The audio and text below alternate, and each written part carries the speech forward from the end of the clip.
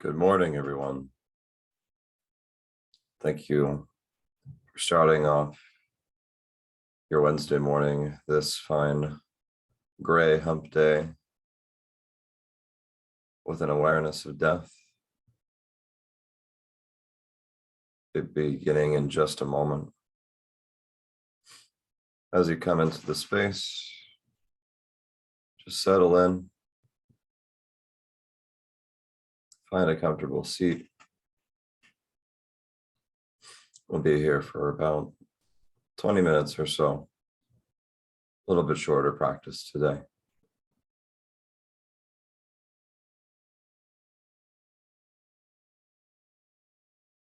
As you start to settle into your space,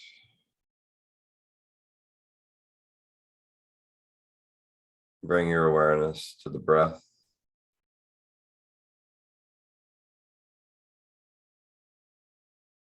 Let it fill the belly.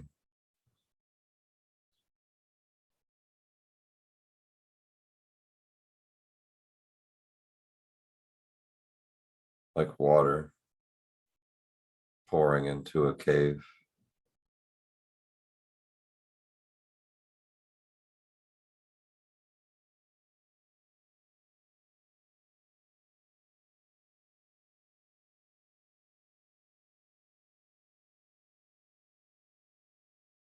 Feel the limits of your body and space.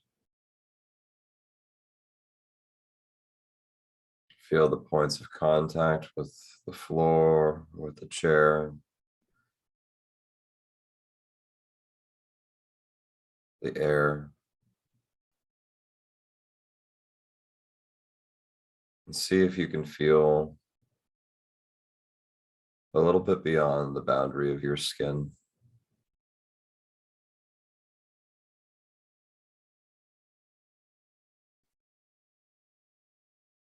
And into the space that surrounds you.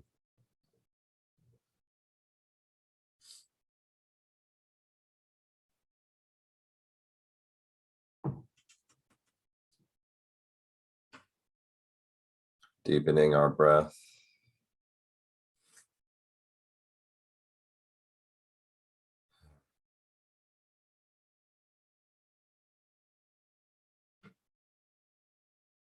Perhaps not taking full inhales yet, but expanding upwards into the chest, breathing into the belly first, letting that fill, breathing into the solar plexus, letting that fill. Just expanding a little bit more with each breath.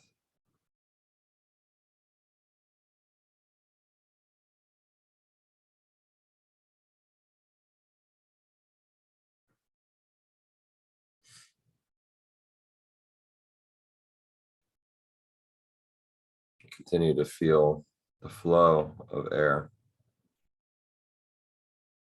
through your nostrils and down the back of your throat into your lungs. Feel it as it moves back out.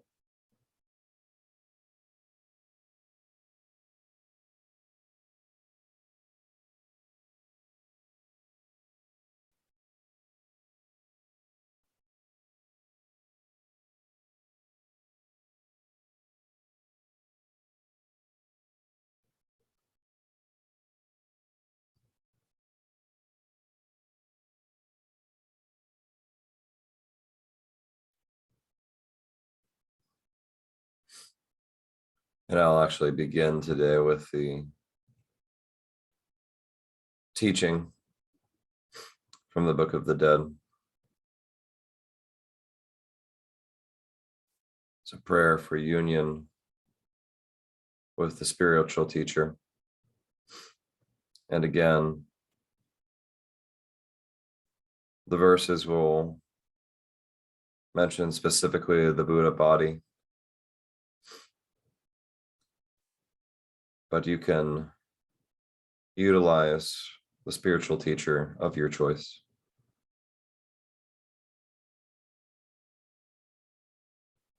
Whether that be your guru or Christ,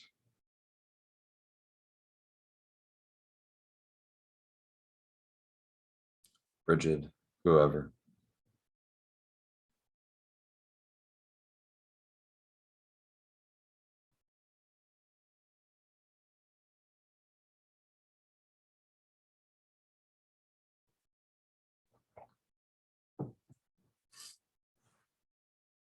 We pray for union with the spiritual teacher. One, so that they do not go off to bliss where we cannot reach them. And that through our union, we may enhance and deepen our awareness. This is the goal of the Tibetan Book of the Dead, to keep death present in our awareness and to keep awareness present in the moment of death. This is really the supreme goal. Is to view death as just any other moment,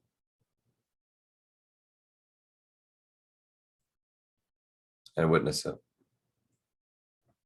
as if it were any other moment.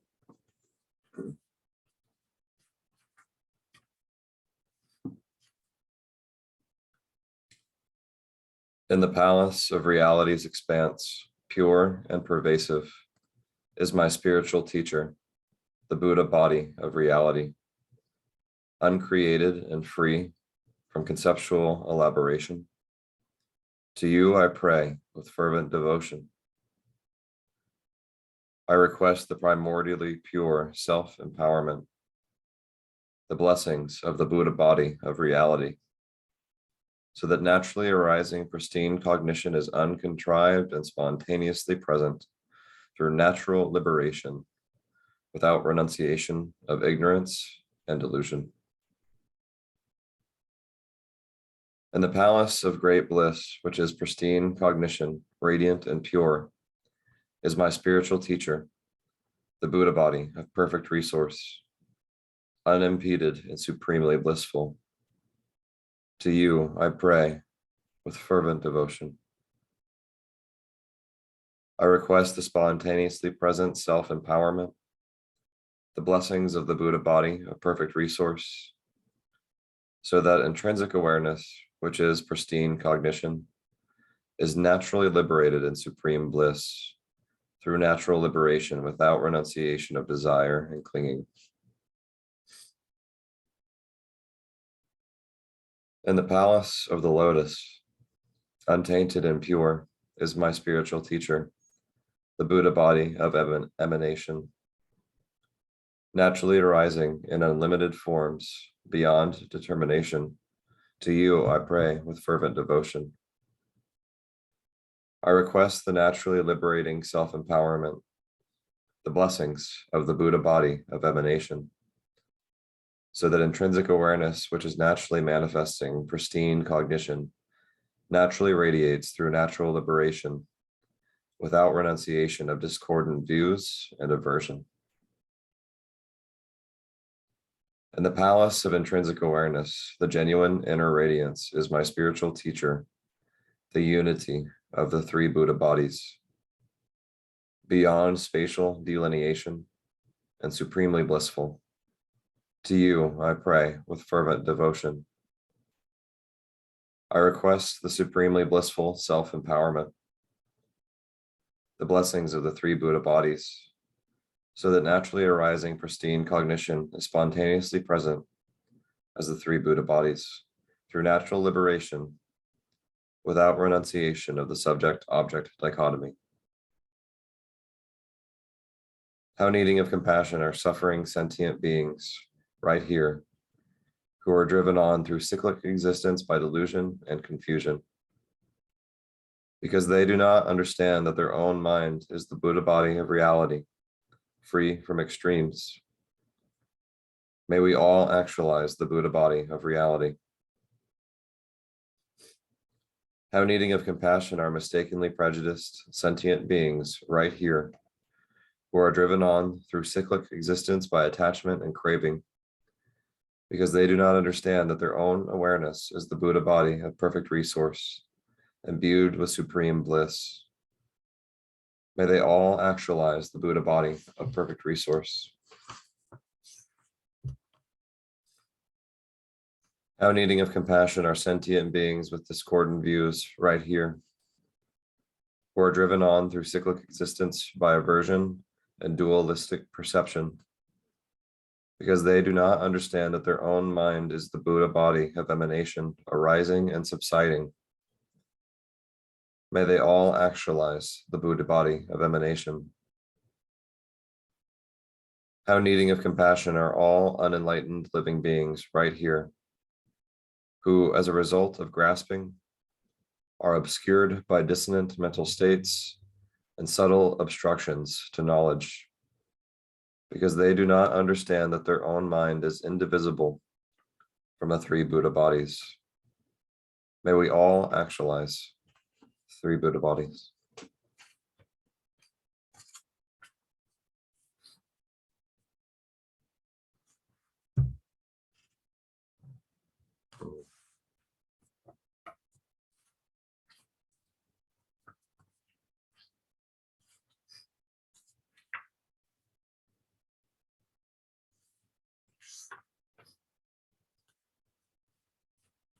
Breathing deep into the belly now. So there are three Buddha bodies. There is the Buddha body of reality that meets us, comes towards us. And there is the Buddha body of emanation, which strives out of us, which emanates out from us to meet each other. And the third is their unity. Emanation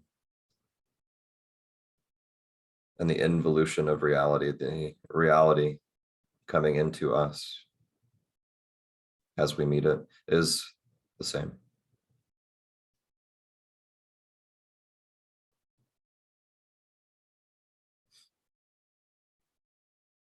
It may not seem apparent at this point why such a teaching would be valuable for death.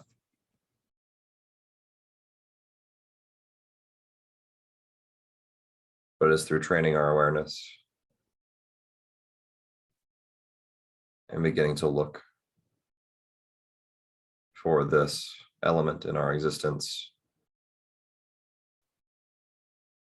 that there is no separation between us inside and what happens out there.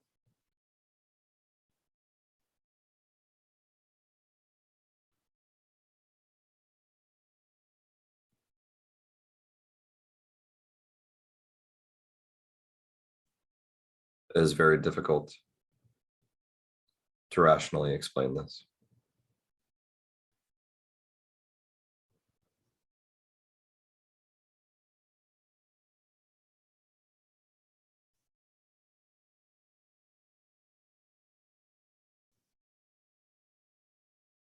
Because when the body dies, we have the opportunity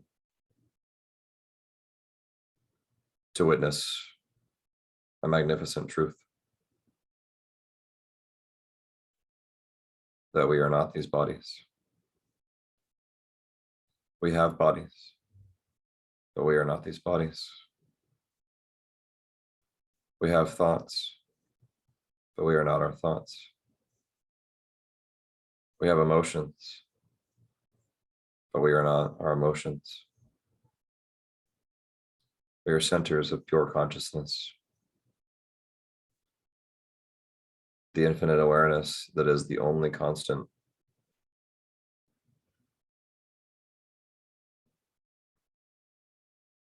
In this universe and all that have come before it and all that will come after.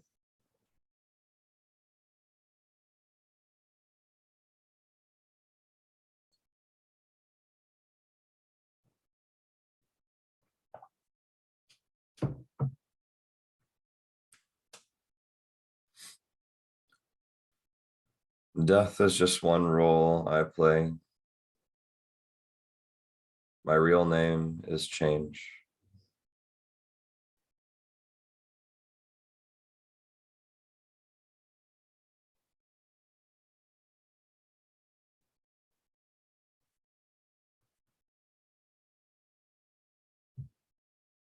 And just because we realize that in here, out there, subject, object, that these things are illusions, and then many of the emotions that we feel are responses to the illusion melting away, as in grief with death. It doesn't make them any less real, nor should we try to avoid them through identifying with primordial awareness.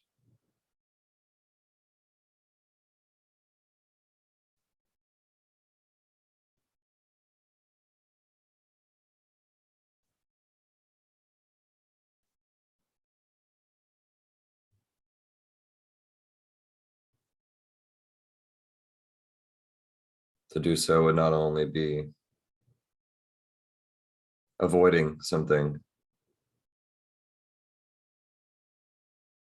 and therefore revealing our attachment to not suffering,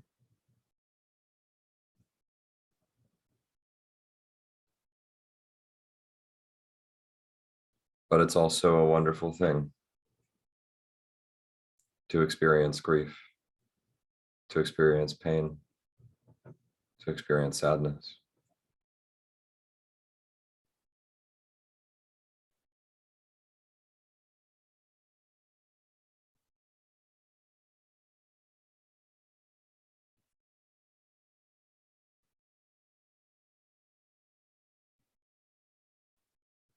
We're going to take 10 or 12 deep, full breaths in rapid succession. And on the final breath,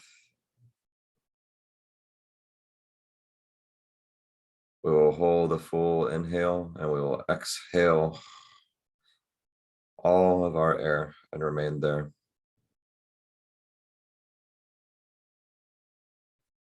Beginning in 1, 2, 3.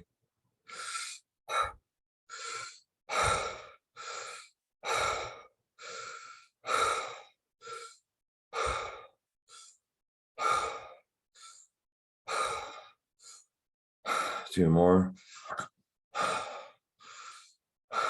Breathing in deep. Holding. Expelling all of your air. Contracting the stomach muscles. Feel this emptiness. The stillness of your breath, the emptiness of your belly.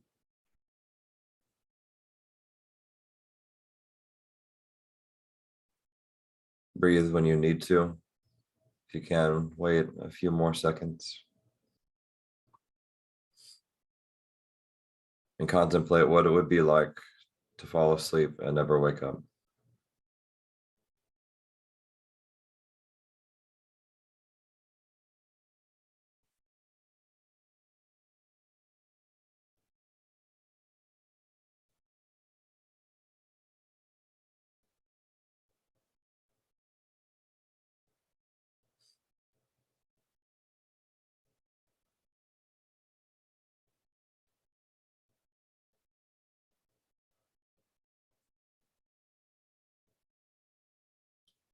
What beautiful things in your life have come to an end?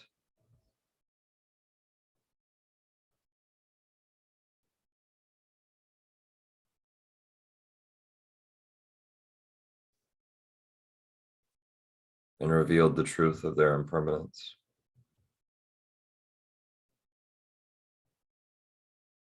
All the while, it is witnessed.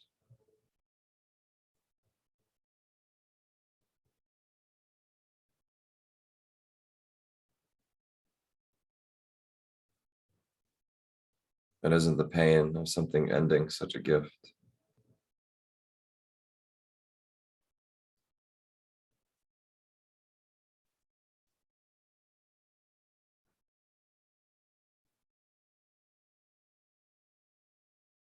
To remind us of the beauty there.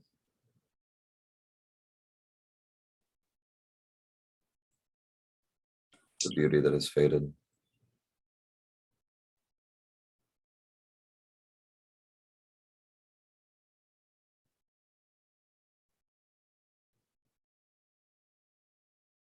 Like the passing of a child.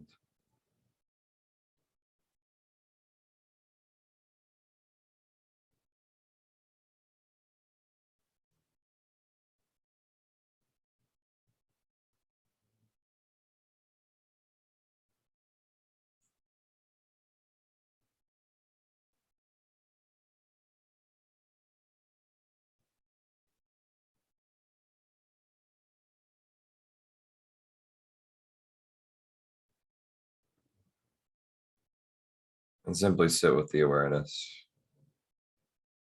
of this beautiful thing that has met its end.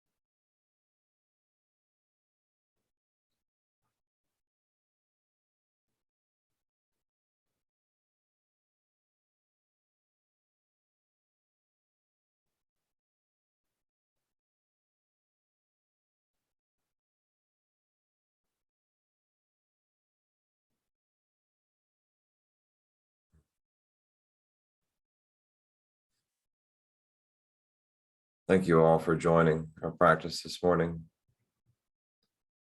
May we go out into the world with the recognition and awareness of the impermanence all around us. And may this reveal to us the depths of beauty that are always present. The divine awareness within me witnesses, kneels to, and lifts up the divine awareness in you. Be well.